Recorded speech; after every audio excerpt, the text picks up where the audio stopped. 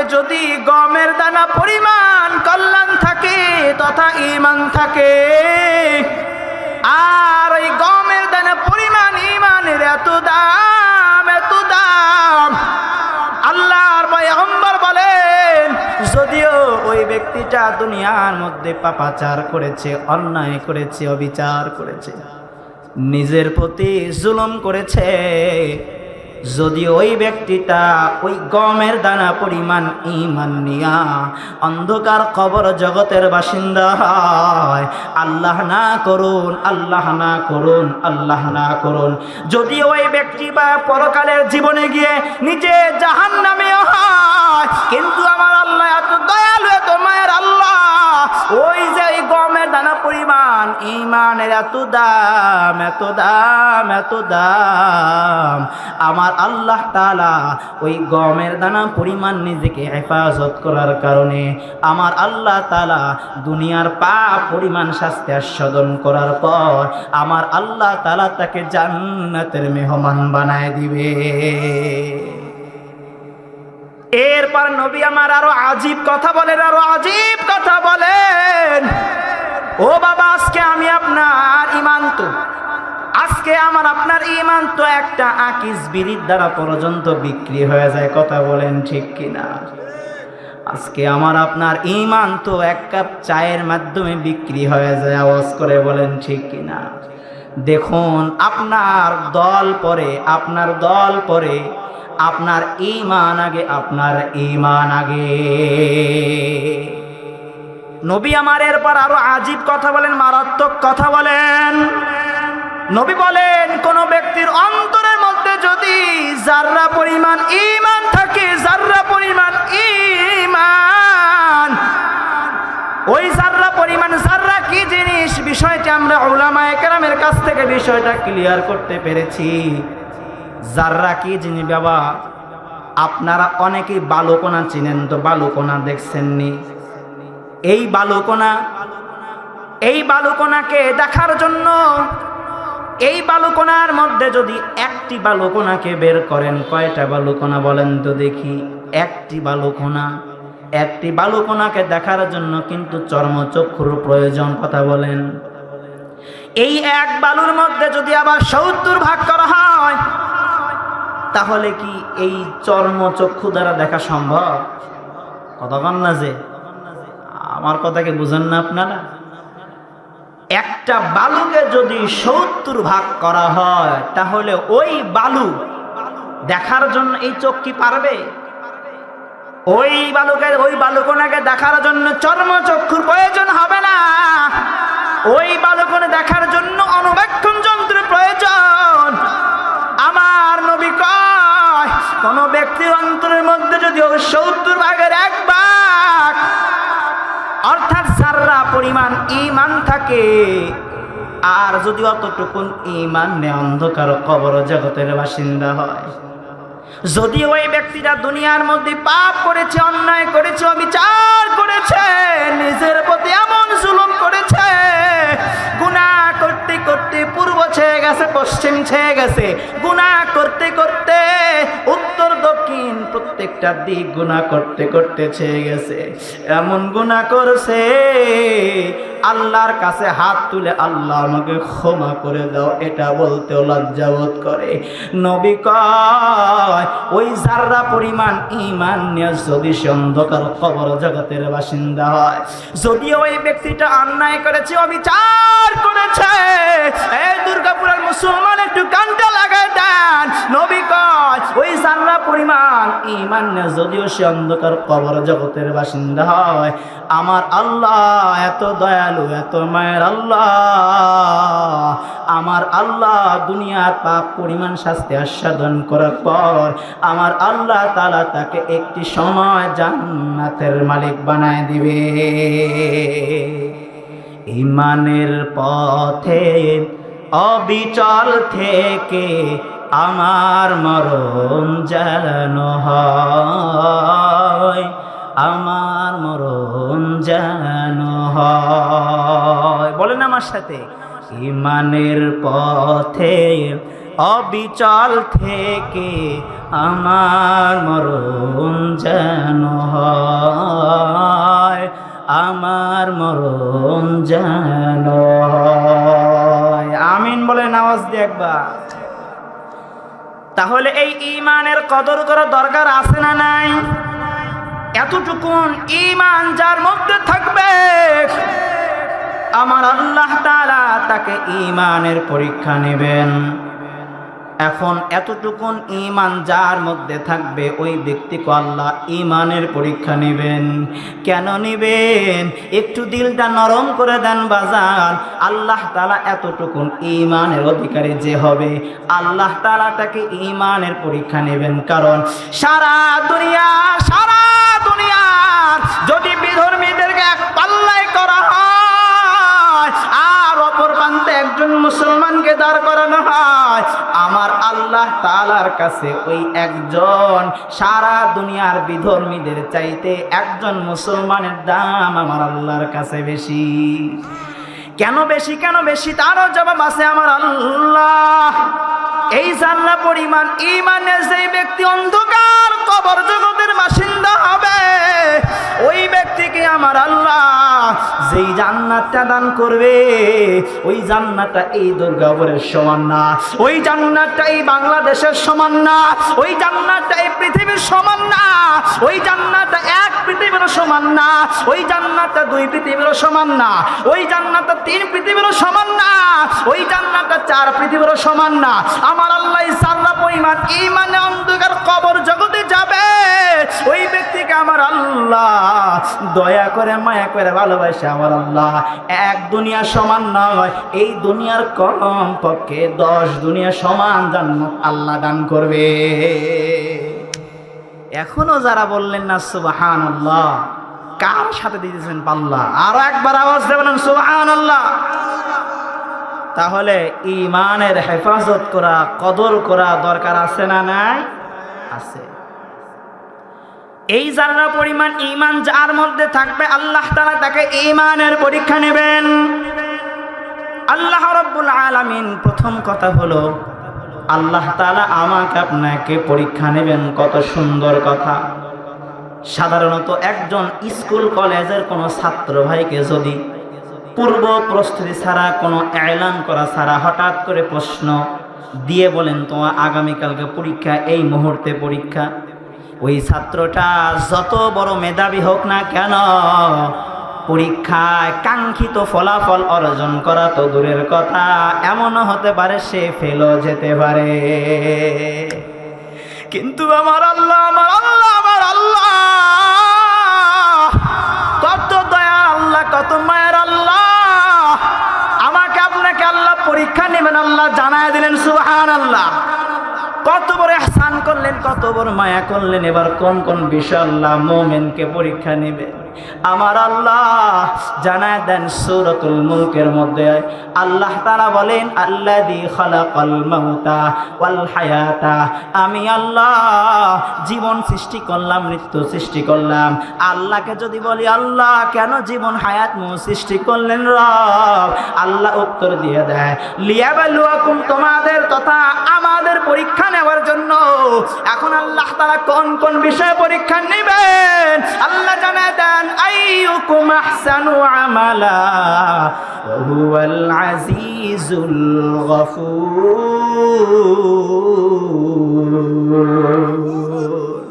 এই বাবা, এই আল্লাহু আকবার মানে আল্লাহ বড়, কথা কান আল্লাহু আকবার মানে।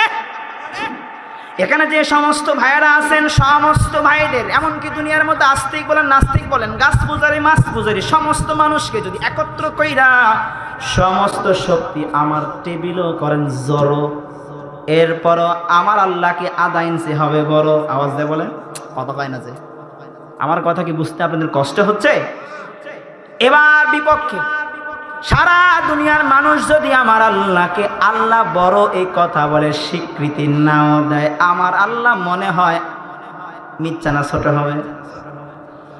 তাহলে যে আল্লাহকে আল্লাহ বড় বলে ডাক দিল আল্লাহ বড় হয় না, আবার আল্লাহকে ছোট বলে ডাক দিল ছোট হয় না, কেন আল্লাহ তুলে ধরলেন এই বরত্বের বায়না? নবী আমার স্বচ্ছ করে দিয়েছেন সে আয়না। সুবহানাল্লাহ বলেন। আমার নবী কয় দুনিয়ার কোন মানুষ যদি আমার আল্লাহকে আল্লাহ বড়, আমার আল্লাহকে আল্লাহ বড়, আমার রবকে আল্লাহ বড় বলে স্বীকৃতি দেয়, আমার আল্লাহ তাআলা ওই ব্যক্তিটাকে যতগুলো মাখলুকাত আছে সমস্ত মাখলুকাতের মধ্যে আমার আল্লাহ তার মান ইজ্জত বড় বানায়া দেয়। তাহলে আল্লাহু আকবার বলবেন তো? বলতেছিলাম আল্লাহ আমাদের পরীক্ষা করবেন। কোন বিষয় আল্লাহ পরীক্ষা করবেন? আইয়ুকুম আহসানু আমালা, কে কত ভালো আমল করতে পারে। আমি আপনি যে আমল করি, যে ইবাদত করি, এই ইবাদতটা মধ্যে যদি দুটো গুণ থাকে ওই ইবাদতটা হবে সুন্দর আমল, ভালো আমল। এক নাম্বার আল্লাহ তাআলা সন্তুষ্টি তথা ইখলাস। কিয়ামতের ময়দানে আল্লাহ তাআলা একজন শহীদকে ডাকবেন। শহীদ ব্যক্তি তার রক্ত মাখা জামালে আল্লাহ দরবারে হাজির হয়ে যাবে। আল্লাহ বলবেন, বান্দা তুমি কেন শহীদ হয়েছো? সে বলবে, আয় রব্বুল আলামিন, কাফেরদের বিরুদ্ধে দ্বীন ইসলামকে সমুন্নত করবার জন্য আমি জিহাদ করেছিলাম আল্লাহ।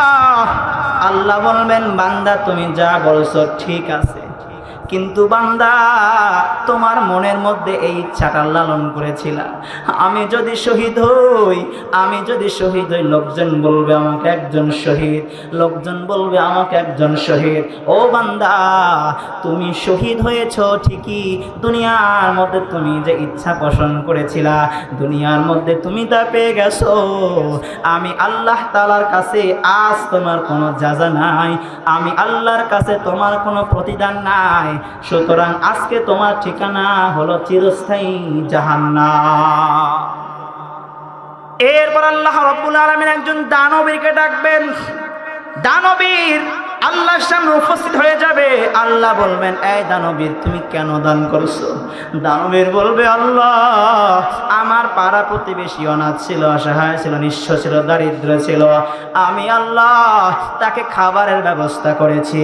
ও রব্বে কাবা, আমি তাকে চিকিৎসার ব্যবস্থা করেছি।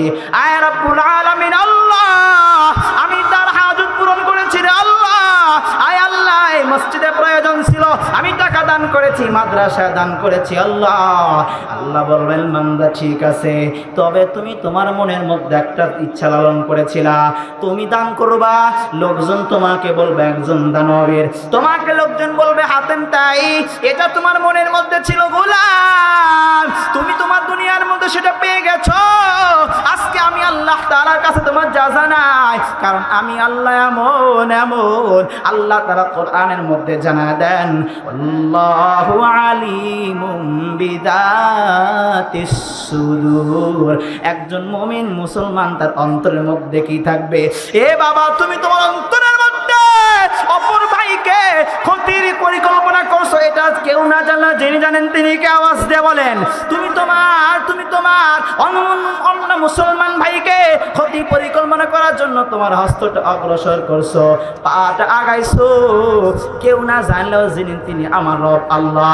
আল্লাহ বলবেন, ও বান্দা তুমি তো দান করেছিলে, দান করেছে ঠিক আছে, কিন্তু তোমার অন্তরের মধ্যে ছিল তোমাকে নারা তাকবীর দিবে।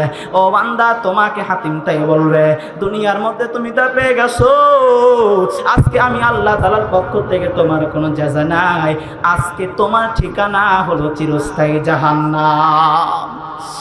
এরপর আল্লাহ তাআলা একজন কারীকে ডাকবেন, কারী কেন কারী হইছো?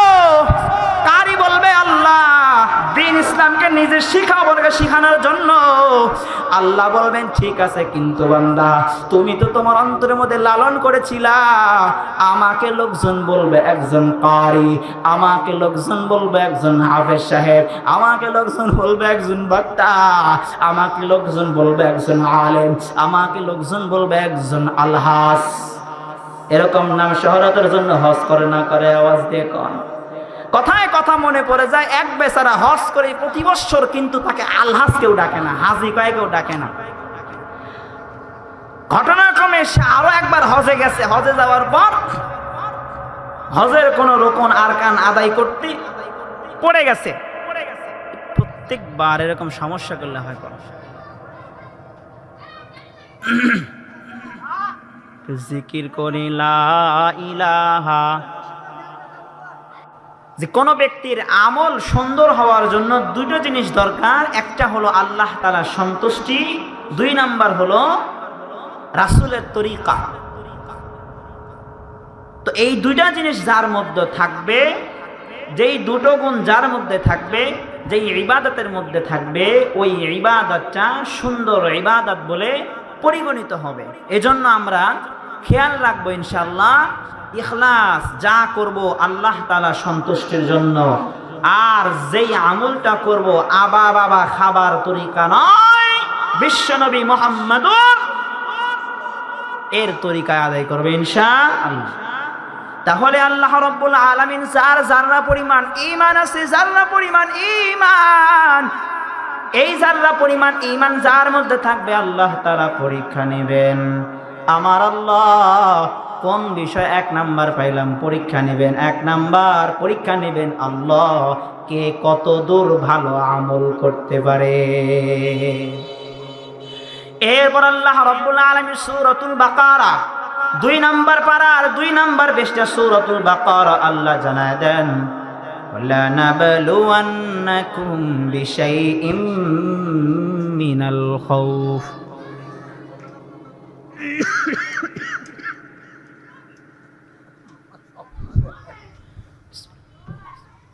وَلَنَبْلُوَنَّكُمْ بِشَيْءٍ مِّنَ الْخَوْفِ وَالْجُوعِ وَنَقْصٍ مِّنَ الْأَمْوَالِ وَالْأَنفُسِ।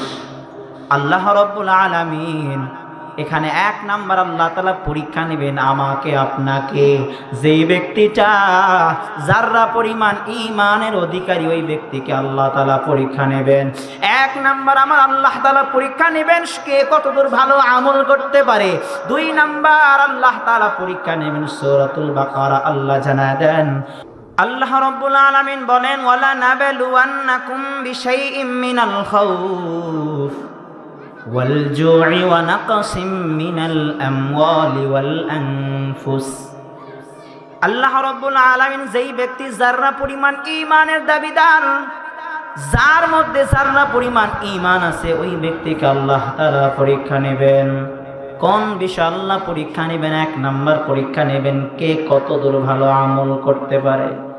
2 নাম্বার আল্লাহ তাআলা পরীক্ষা নেবেন ওয়ালা নাবলুওয়ান্নাকুম বিশাইইম মিনাল খাউফ। প্রথম কথা হলো আল্লাহ তাআলা আমাকে আপনাকে পরীক্ষা নেবেন এজন্য যেই ব্যক্তি একজন ধনী, ওর জন্য ধনী হওয়াটাই পরীক্ষা। যে একজন গরিব, ওর জন্য গরিব হওয়াটাই পরীক্ষা। এ ধনী, টাকার গরমে অহংকার করিস না, অহংকার করিস না। অহংকার আমার আল্লাহর চাদর, অহংকার আমার আল্লাহর চাদর। অহংকার করবা, পরীক্ষায় ফেল করবা, পরিণাম ফল হবে তোমার জাহান্নাম। এজন্য যে গরিব সে তার জন্য গরিব হওয়াটাই পরীক্ষা।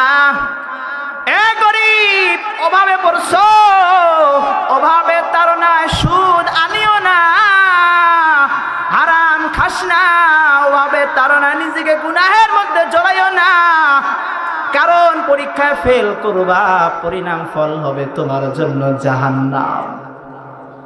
এই জন্য যে একজন ডাক্তার, ওর জন্য ডাক্তার হওয়াটাই পরীক্ষা। এ ডাক্তার, তোমার রোগীকে অন্য উল্টা পাল্টা টেস্ট দিয়া, বিভিন্ন পরীক্ষার মাধ্যমে ধোঁকাবাজি করে তুমি পরীক্ষায় ফেল করিও না। তোমার পরীক্ষা ফেল করার কারণে তোমার ঠিকানা হবে জাহান্নাম। এই জন্য যে একজন পুরুষ, ওর জন্য পুরুষ হওয়াটাই পরীক্ষা। যে একজন নারী, ওর জন্য নারী হওয়াটাই পরীক্ষা।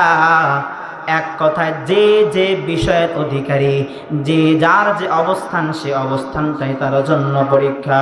আমার আল্লাহ এখানে যে বিষয়গুলো উল্লেখ করেছেন, এর মধ্যে আল্লাহ তাআলা একটি বিষয় আল্লাহ উল্লেখ করলেন, ওয়ালা নাবলুওয়ান্নাকুম বিশাইইম মিনাল জু বিশাইইম মিনাল খাউফ। আল্লাহ তাআলা একজন ঈমানদারকে, একজন মুমিনকে, ঈমানের অধিকারীকে আমার আল্লাহ তাআলা কিছুটা ভয়ের মাধ্যমে পরীক্ষা নেবেন। কেমন ভয়, কেমন ভয়?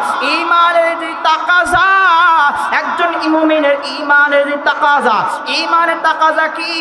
ঈমানের তাকাজা করণীয় বিষয়গুলো সে যদি পালন করতে চায়, একজন মুমিনের ঈমানের তাকাজা, সেই ব্যক্তি ঈমানের তাকাজা তথা করণীয়গুলো যদি করতে চায়, বর্জনীয়গুলো বাদ দিতে চায়, আমার বিশ্বাস ওই ব্যক্তির ভয় ভীতির সম্মুখীন নিজের পরিবার থেকেই আসবে। কথা বলেন ঠিক কিনা? আর দাবিটা অনেক বড় হয়ে থাকে, তাহলে উপর মহল থেকে পর্যন্ত ঈমানের উপর বিপদ আসবে। আওয়াজ দিয়ে বলেন ঠিক কিনা? সাহাবাদের জামানায় অহরহ শত শত ঘটনা আছে, যে ঘটনাগুলা দ্বারা প্রতীয়মান হয় সাহাবায়ে কেরাম নিজের জীবনটাকে পেশ করে দিয়েছে, তবু ঈমান নামক দৌলত তারা বিচ্যুত করে না।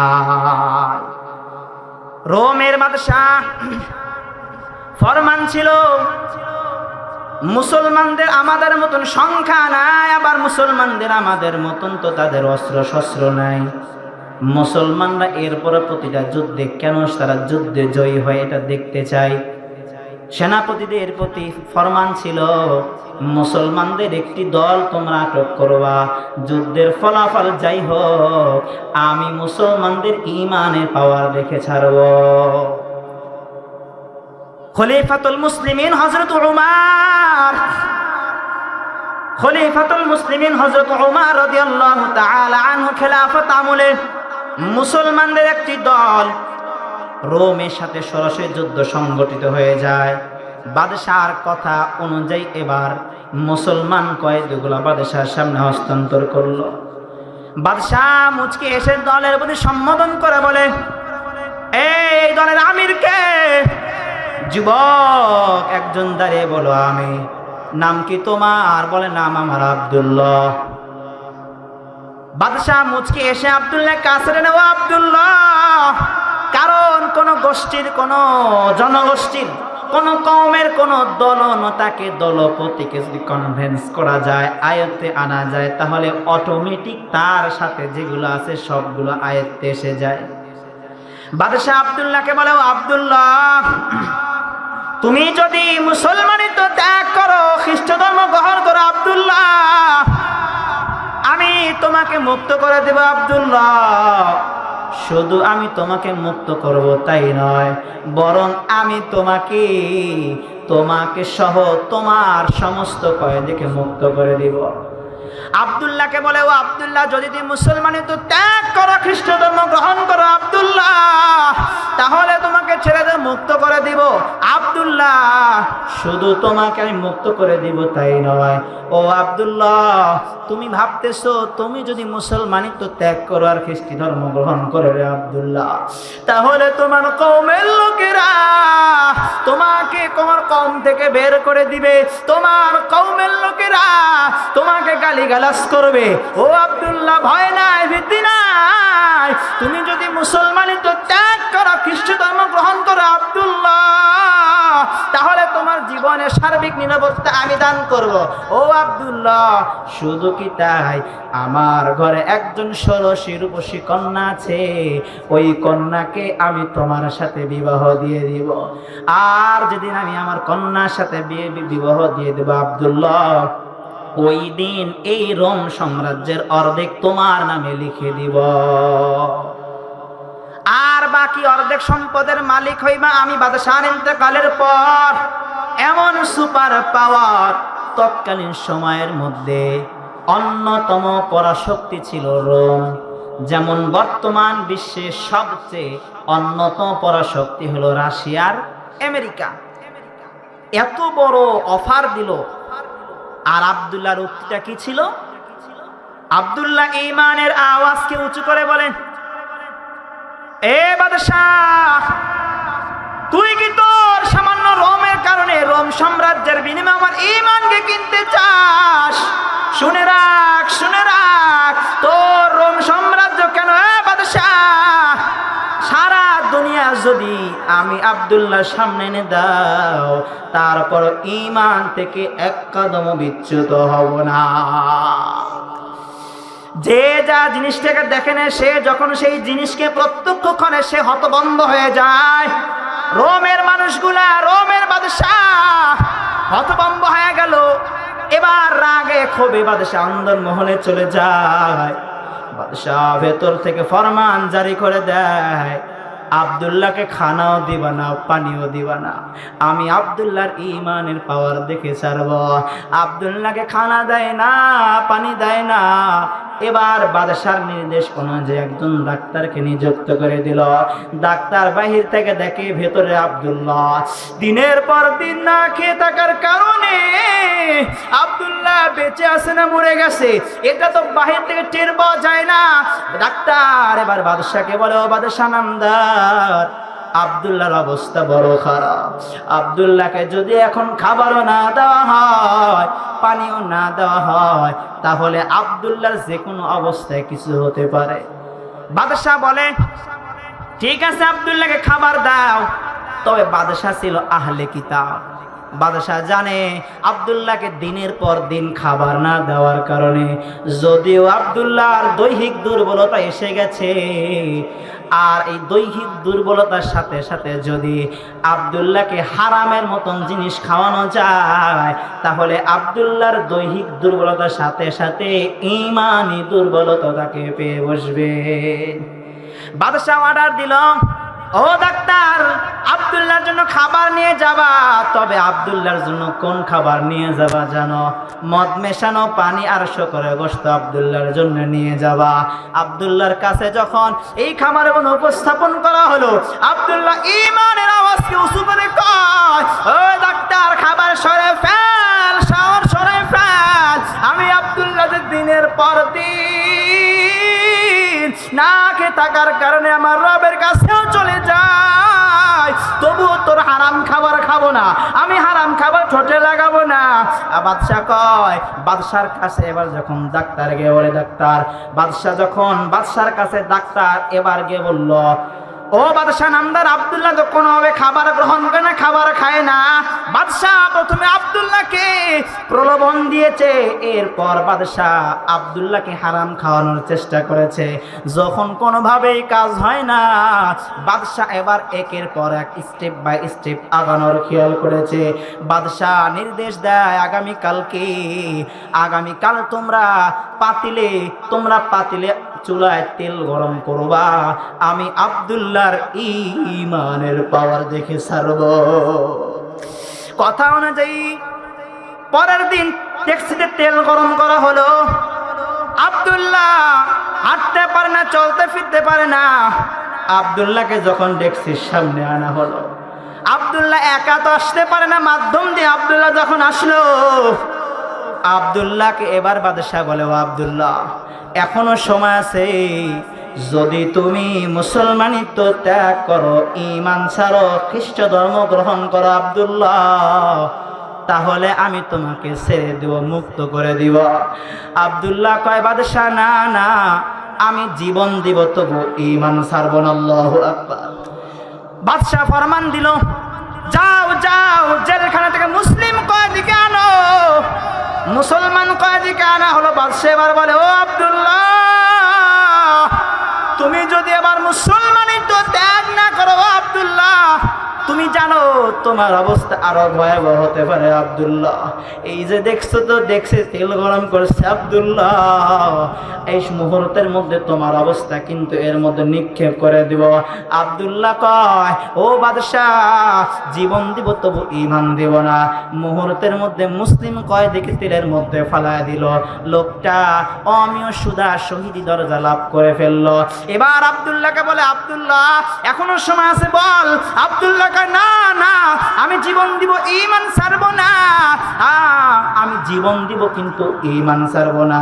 এর মধ্যেই বাদশাহ যখন আব্দুল্লাহকে কথাগুলো বলল, আব্দুল্লাহর দু চোখ বেয়ে অশ্রু ঝরতেছিল। বাদশাহ কয়, আব্দুল্লাহ, কাপুরুষের মতো কান্না করো কেন? কয়, আমি কাপুরুষের মতন কান্না করি না। ও বাদশাহ, আমি আমার জীবনের জন্য কান্না করি না। বাদশাহ কয়, তাহলে কি জন্য তুমি কান্না করতেছ? আব্দুল্লাহ কয়, ও বাদশাহ, আমি তো কান্না করি, আমার রব আমাকে একটি জীবন দান করেছে রে বাদশাহ, আর ওই একটি জীবন আমি একটি বার আমার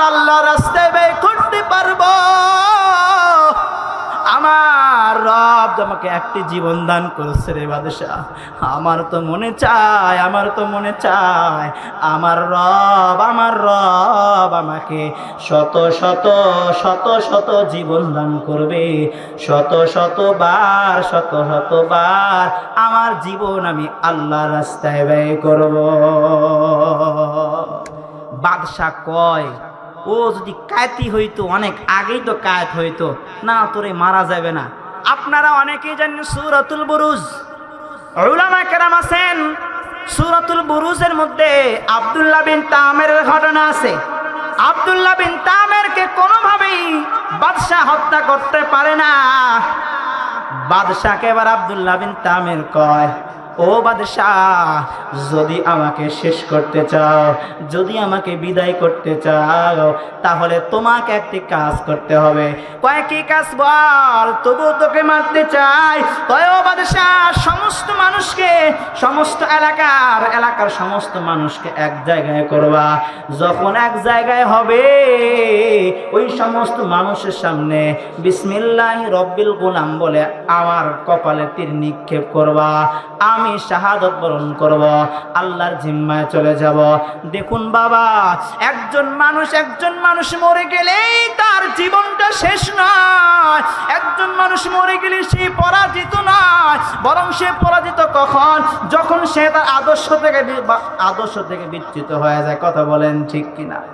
একজন মানুষ মরে গেলেই পরাজিত নয়, বরং সে পরাজিত কখন? যখন সে আদর্শ থেকে বিচ্যুত হয়ে যায়। সম্প্রতি ঘটে যা ওসমান হাদি নামে এক ভাই, হায় হায়, ইনসাফের পক্ষে, সত্যর পক্ষে লড়েছে। এই যে ওসমান হাদি দুনিয়ার বুক থেকে বিদায় নিয়ে চলে গেছে, লক্ষ লক্ষ কোটি কোটি মানুষের মুখ দিয়ে ওসমান হাদি উচ্চারণ হয়ে গেছে। জালিমের গোষ্ঠীরা, ঘাতকের গোষ্ঠীরা মনে করছে ওসমান হাদিকে মারছি, ওসমান হাদি শেষ। না না না, আকাশেতে লক্ষ তারা এক চাঁদের আলো, শত শত হাজার হাজার লক্ষ কোটির চেয়ে ওসমান হাদি ভালো। ওসমান হাদি তুমি মরনি, শহীদ হয়েছ তুমি এটাই জানি, ঠিক না? ওসমান হাদি তুমি মরনি, শহীদ হয়েছ তুমি এটাই জানি। দেখা তো হবে না আর এই জীবনে, দেখা হবে জান্নাত ফুল বাগানে। দেখা তো হবে না আর এই জীবনে, দেখা হবে জান্নাত ফুল বাগানে। এ আশা কবুল করো আল্লাহ তুমি, শহীদ হয়েছ তুমি এটাই জানি। যেদিন তুমি প্রথম এসেছিলা ভবে, কেঁদেছিল একা, তুমি হেসেছিল সবে। যেদিন তুমি প্রথম এসেছিলা ভবে, কেঁদেছিল একা, তুমি হেসেছিল সবে। এমন জীবন করো রে গঠন, মরিলে হাসিবে তুমি, কাঁদিবে ভুবন। এমন জীবন করিও না গঠন, মরিলে কাঁদিবে তুমি, হাসিবে ভুবন। বাদশাহ আব্দুল্লাহ বিন তামেরকে হত্যা করতে চায়, কিন্তু পারে না। আব্দুল্লাহ বিন তামের কয়, এলাকার সমস্ত লোকজনকে একত্র করবা। আর সমস্ত লোকজন যখন একত্রিত হয়ে যাবে, ওই সময়ে বিসমিল্লাহি রব্বিল গুলাম বলে আমার কপালে তীর নিক্ষেপ করবা, আমি আল্লাহর জিম্মায় চলে যাব। বাদশাহ কথা অনুযায়ী সমস্ত লোকজনকে একত্রিত করলো। একত্রিত করার পর বাদশাহ বিসমিল্লাহি রব্বিল গুলাম বলে এবার আব্দুল্লাহ বিন তামের দিকে তীর নিক্ষেপ করছে। আব্দুল্লাহ বিন তামের শাহাদত বরণ করছে। কিন্তু ওই যে বাদশাহ আব্দুল্লাহ বিন তামেরকে মারার পর যখন বিসমিল্লাহি রব্বিল গুলাম বলে বাদশাহ যখন তীর নিক্ষেপ করছে, লাখ লাখ কোটি কোটি মানুষ মধুর কালিমা লা ইলাহা ইল্লাল্লাহু মুহাম্মাদুর রাসূলুল্লাহ বলে উঠছে। এদিকে আব্দুল্লাহ বিন তামের মিশন সাকসেস হয়ে গেছে, কারণ মরে গেলেই তো পরাজিত না হয়। এক আব্দুল্লাহ মরে গেছে, শত শত আব্দুল্লাহ তৈরি করে দিয়ে গেছে। এই জন্য মানুষ মরে গেলেই পরাজিত নয়, বরং সে পরাজিত কখন, যখন সে তার আদর্শ থেকে বিচ্যুত হয়ে যায়। বাদশাহ আব্দুল্লাহ বিন হুযাফাকে বলে, তোকে মারবো না, তবে তোদের আরবের নিয়ম অনুযায়ী আমাকে কপালে একটা চুম্বন কর। আব্দুল্লাহ বিন হুযাফা বলে, আমি আমার নিজের জীবনের বিনিময়ে তোকে চুম্বন করবো না। আল্লাহু আকবার। আরে মুসলমান তো এমন হওয়ার কথা। হাদিসের মধ্যে পড়েছি, ওই ব্যক্তি ততক্ষণ পর্যন্ত মুমিন হতে পারবে না যতক্ষণ পর্যন্ত সে নিজের জন্য যা ভালো ভালো করে কান্দে শোনেন, নিজের জন্য যা ভালো অপর মুসলমান ভাইয়ের জন্য এটা চুজ না করবে, ওই ব্যক্তি ততক্ষণ পর্যন্ত মুকৃত মুমিন হতে পারবে না। আব্দুল্লাহ বিন হুযাফা কয়, ও বাদশাহ, আমি আমার জীবনের বিনিময়ে তোকে চুম্বন করব না। কয় কি, আমার সমস্ত কয়েদি ক্ষমা করে দিতে হবে, সমস্ত কয়েদিকে ছেড়ে দিতে হবে। বাদশাহ কয়, ঠিক আছে, সব ছেড়ে দিলাম, তবে তোদের আরবের নিয়ম অনুযায়ী আমাকে চুম্বন কর। আব্দুল্লাহ চুম্বন করলো, সকলকে ছেড়ে দিল। এই কারগুজারি একটি মাত্র উদাহরণ টানার জন্য বললাম বাবা। আব্দুল্লাহ ইবনে হুযাফা মৃত্যুর সামনে দণ্ডায়মান, কিন্তু শেষ বিজয় আব্দুল্লাহরই হয়েছে, ঈমানওয়ালারই হয়েছে। এই জন্য ভয় নাই, ভীতি নাই, ঈমান নিয়ে বাঁচেন, শেষ বিজয়টা আমাদেরই হবে। আজকে আমার আপনার ঈমান তো আকিস বিড়ির সামনে এক কাপ চায়ের কাছে ঈমানটা হরণ করে দেন। ও বাবা, আমি আপনাদের এলাকার সন্তান হিসেবে একটা মেসেজ দিয়ে যাই। ও বাবা, আপনার দল তো আমার আগে না, আমার দল তো আমার আগে না, আমার আত্মীয় স্বজন তো আমার আগে না, আমার ফ্যাসিলিটি গুলো তো আমার আগে না, সবচেয়ে সর্বপ্রথম আমার ঈমান। কারণ ওই ঈমানের কারণে আমার আল্লাহ ওই ঈমানের কারণে আমার আল্লাহ 10 দুনিয়া পরিমাণ আল্লাহ জান্নাত দান করবে। এই জন্য সামনে একটা সময় আছে, কথা কন না যায়, কথা কয় না পারে, কিছু বুঝে না নাকি? সামনে একটা কি আছে, সময় আছে। এই সময়ের মধ্যে এই ঈমানকে এক কাপ চায়ের কাছে, ঈমানকে এক কাপ চায়ের কাছে সিগারেটের কাছে বিক্রি করে দিবেন না তো ইনশাআল্লাহ? হ্যাঁ। তাহলে আল্লাহ রাব্বুল আলামিন ঈমানের পরীক্ষা নেবেন 1 নাম্বার ওয়াল খাউফ, ভয়ের দ্বারা। 2 নাম্বার আল্লাহ তাআলা পরীক্ষা নেবেন ওয়াল জুউ, ক্ষুধার দ্বারা। আল্লাহ রাব্বুল আলামিন ক্ষুধার দ্বারা আল্লাহ তাআলা পরীক্ষা নেবেন। ও বাবা, দুনিয়ার মধ্যে সর্বশ্রেষ্ঠ ব্যক্তি ছিল মুহাম্মদুর রাসূলুল্লাহ। আল্লাহর পয়গম্বর কেমন জিন্দেগি গঠন করছে, আল্লাহর পয়গম্বর কেমন জিন্দেগি গঠন করছে। নবী আমার দিনের পর দিন না খেয়ে থাকছে। আল্লাহর পয়গম্বর যদি আমার রবকে ডেকে বলতো, ও মালিক, ক্ষুধার যারা সহ্য করতে পারেন রব, বলেন তো দেখি, আমার আল্লাহকে খাবার দিত না। আল্লাহর পয়গম্বর দিনের দাওয়াতকে শেষ করে আল্লাহর পয়গম্বর আসতেছেন। হঠাৎ করে মনে পড়লেন হাসান হোসেনের সাথে দেখা করবেন। আল্লাহর পয়গম্বর হাসান হোসেনের সাথে দেখা করার নিমিত্তে আসতেছেন। দরজায় গিয়ে নক করে, ফাতেমা দরজা খুলে না। আল্লাহর পয়গম্বর বললেন, ও মা ফাতেমা, দরজাটা খোলো। কিন্তু ফাতেমা দরজা খুলে না। 2-3 বার নক করার পর আল্লাহর পয়গম্বরের মেয়ে ভেতর থেকে আওয়াজ দেয়, ও বাবা, আমি তো তোমাদের দরজা খুলবো, আমি যে দরজা খুলে তোমার সামনে গিয়ে দাঁড়াবো বাবা, এই পর্যন্ত পোশাক তো আমার শরীরে নাই রে বাবা। আল্লাহর পয়গম্বর নিজের চাদরটা কোন আড়াল দিয়ে দিলেন। আল্লাহর পয়গম্বরের মেয়ে চাদরটা এবার জোড়ায় পয়গম্বরের জন্য দরজা খুললেন। আল্লাহর পয়গম্বরের মেয়ে আর আল্লাহর পয়গম্বর কথোপকথন করতেছেন। আল্লাহর পয়গম্বরের মেয়ে, আল্লাহর পয়গম্বর বললেন, ও মা, তোমার চেহারাটা শুকায় গেছে কেন, তুমি মলিন কেন? আল্লাহর পয়গম্বরের মেয়ে বললেন, বাবা, আমি যদি দিনের পর দিন না খেয়ে থাকার কারণে, যদিও বাবা আমি পৃথিবীর বুক থেকে বিদায় নিয়ে চলে যাই, তবে আমার আফসোস নাই, তবে বাবা ওই যে আমার আদরের ধনবুকের রত্ন তোমার কলিজার টুকরা হাসান আর হোসেন 3 দিন পর্যন্ত খানা পায় না। 3 দিন পর্যন্ত খানা না পাওয়ার কারণে ও বাবা দেখো অনাহারে ঘুমের মধ্যে চলে গেছে। বাবা ও বাবা এবার মেয়ে আর বাবার কথা শুনতে শুনতে আদরের নাতি হাসান হোসেন সজাগ হয়ে গেল। এক নাতি ডান কাঁধে, এক নাতি বাম কাঁধে, ডান কাঁধে বাম কাঁধে এসে হাজির আল্লাহর পয়গম্বরের কাছে। আল্লাহর পয়গম্বরের কাছে এসে বলে, ও নানা সেটা বিচার করবানি? কয় নাতি কিসের বিচার করব বল? আল্লাহর পয়গম্বর বলে, আল্লাহর পয়গম্বর বলে কিসের বিচার করব বল? আল্লাহর পয়গম্বরের কাছে যখন নাতি বসছে, আজকে আমাদের 2 ভাইয়ের কোনো বিচার নয়, আজকে বিচার করবা। আজকে আমরা 2 ভাই হয়ে আমাদের মায়ের বিরুদ্ধে বিচার দিতে চাই। কি বিচার দিবা? কয় তোমার মেয়ে 3 দিন পর্যন্ত আমাদের খাবার দেয় না। আল্লাহর পয়গম্বর নিজের পেট থেকে কাপড়টা সরাই আল্লাহর পয়গম্বর বলে, ও নাতি তোমরা 3 দিন পর্যন্ত খানা পাও না, আর আমি পয়গম্বর 7 দিন পর্যন্ত খানা পাই না। দেখ নাতি দেখ 7টি পাথর পেটে বাঁধছে না। বল বল, যে বিচারক 7 দিন পর্যন্ত খানা খায় না, ওই বিচারকটা 3 দিনের বিচার কেমন করে করবে? আল্লাহর পয়গম্বরের এই এক ওয়াকিয়া থেকেই তো আমার আপনার জীবনের হেদায়েত পাওয়ার কথা। আল্লাহর পয়গম্বর এমন অবস্থা ছিল, এমন শোচনীয় অবস্থা ছিল, আপনার আমার অবস্থা তার থেকে কত উন্নত। আল্লাহ তাআলা এরকম ভয়ে ক্ষুধার্তের আল্লাহ পরীক্ষা নেবেন। 3 নাম্বার ওয়ানাকসিম মিনাল আমওয়াল, আল্লাহ তাআলা মাল সম্পদের মধ্যে লোকসান দিয়ে আল্লাহ পরীক্ষা করবেন।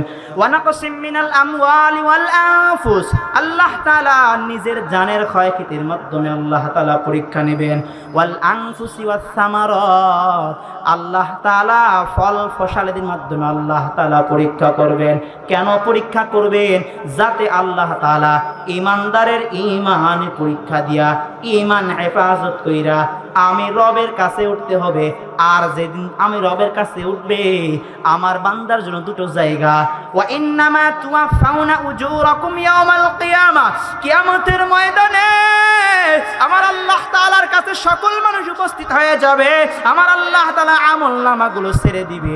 একজন ব্যক্তিকে আল্লাহ তাআলা আমলনামা ছেড়ে দিল, ওই ব্যক্তির আমলনামা পাওয়ার পর ওই ব্যক্তি হয়তো 2টোর মধ্যে এক জায়গা নির্ধারণ হবে। 1 নাম্বার ফামান যুহজিহা আনিন নার ওয়া উদখিলাল জান্নাতা ফাকাদ ফাজ, ওই দিন যেই ব্যক্তিটা জান্নাত পাবে, জাহান্নাম থেকে মুক্তি পাবে, ওই ব্যক্তিটাই হলো চূড়ান্ত সফলতা।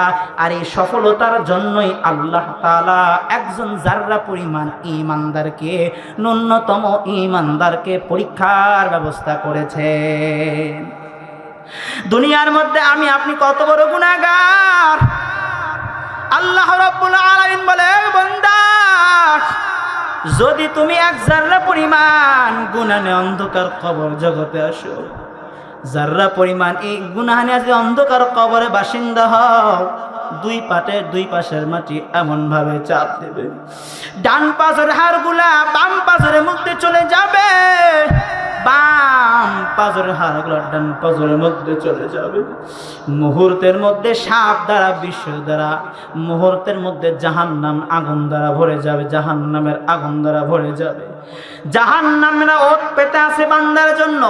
ইন্না জাহান্নামা কানাত মিরসাদা লিত্তাগিনা মাআবা লাবিসিনা ফিহা আহকাবা। আল্লাহ তাআলা অন্যত্র বলেন, ওয়াসিকাল্লাযিনা কাফারু ইলা জাহান্নামা যুমারা, জাহান্নামের ফেরেশতা জাহান্নামীদেরকে শিকল লাগাইয়া টানতে থাকবে। জাহান্নামীরা বলতে থাকবে, আমাদের কোথায় নিয়ে যাও। জাহান্নামের এমন শাস্তি, জাহান্নামীরা আল্লাহকে ডাকতে থাকবে, আল্লাহ তো আল্লাহ জবাব দিবে না। আল্লাহ তাআলা ডাক দে বলবে, কি হয়েছে? 1000 বছর ডাকার পর আল্লাহ ডাক জবাব দিবে না, এ বান্দা কি হয়েছে বলো। আল্লাহ তাআলা আজকে দুনিয়াতেও বান্দা যদি আল্লাহকে একবার আল্লাহ বলে ডাক দিতা, আল্লাহকে আল্লাহ বলে একবার ডাক দিতা, আমার আল্লাহ 10 বার মতান্তরে 100 বার জবাব দিয়ে দিত। কিন্তু কাল কিয়ামতের কঠিন ময়দানে যখন আমার ফয়সালা আপনার ফয়সালা জাহান্নাম হয়ে যাবে, 1000 বছর ডাকার পর আল্লাহ তাআলা শুনবেন কি হয়েছে বান্দা। বান্দা বলবে আয় আল্লাহ আমি একটু পানি চাই। আল্লাহ বলবেন কোন পানি? তাদের জন্য বরাদ্দ। ফেরেশতারা বলবে জাহান্নামীরা জ্বলতে জ্বলতে পুড়তে পুড়তে রক্তের পুঁজের নহর হয়ে গেছে, এই পানি তাদের জন্য বরাদ্দ। আল্লাহ বলবেন ওই পানি গরম কর। ওই পানিটা গরম কইরা কোন একটা বাটির মধ্যে, কোন একটা থালা বাসনের মধ্যে কইরা ওই জাহান্নামীদের সামনে উপস্থিত করা হবে।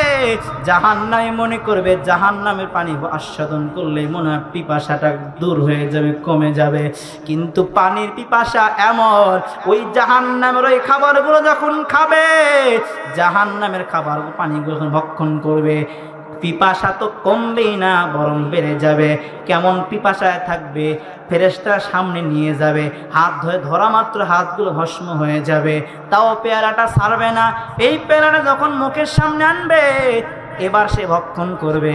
দুনিয়ার আগুন, দুনিয়ার আগুন, দুনিয়ার আগুনের নিয়ম হলো সামনে থেকে পোড়ায়, আর জাহান্নামের আগুন ভেতর থেকে পুরাইতে পুরাইতে নারী ভুঁড়ি পচে গলে পায়খানা রাস্তা দিয়ে বের হয়ে যাবে। যা হোক, তাহলে ঈমান আল্লাহ তাআলা পরীক্ষা করবেন কে কতদূর ভালো আমল করে। 2 নাম্বার, আল্লাহ তাআলা এখানে 5টি বিষয় উল্লেখ করেন। 5টি বিষয় আল্লাহকে আল্লাহ পরীক্ষা নেবেন। এখানে একটি বিষয় হলো আল্লাহ তাআলা এই বিপদ আপদ দিয়েই পরীক্ষা নেবেন না। সূরাতুল ফজরের মধ্যে আল্লাহ বলেন আল্লাহ তাআলা মান সম্মান ইজ্জত দিয়েও বান্দাকে আল্লাহ পরীক্ষা নেবেন। এজন্য পরীক্ষার বিষয় তো আমাদের জানা হয়ে গেল। এই জন্য এই বিষয়গুলো আমরা খেয়াল করব। শত কষ্টের মাঝে, শত সিচুয়েশনের মাঝে আমরা এই ঈমান নামক দৌলতটা হেফাজত করব ইনশাআল্লাহ। আল্লাহ রাব্বুল আলামিন কবুল করুক।